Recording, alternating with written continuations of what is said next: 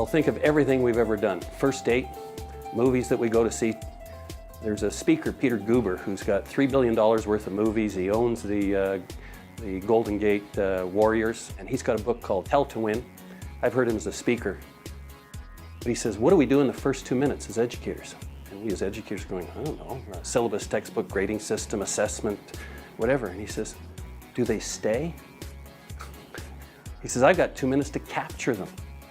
Their interests, whatever movie, Slumdog Millionaire, whatever the concept is.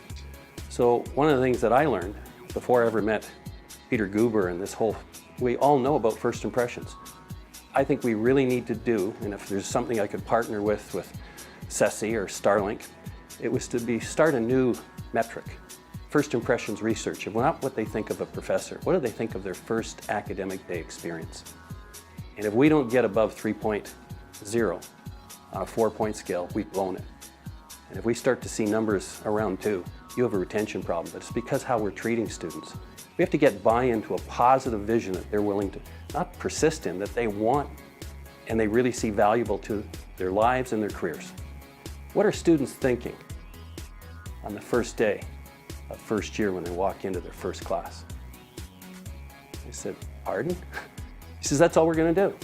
We're going to create a module. We're going to modular education. We're not going to have a syllabus. We're going to, and the first module is to build a cohort, a trust of energy and professionalism. How? Based on their questions that's driving them. And what's the first question? Do I fit in? Because they're with new peers. They're with new people. And whether it's a class of 50 or a class of 100, but we're building a cohort and they've got to start to mix. And then they also not only have to mix with me as a faculty member, our team of faculty, both our generalist faculty and our industry faculty. So we have to really start to display who we are.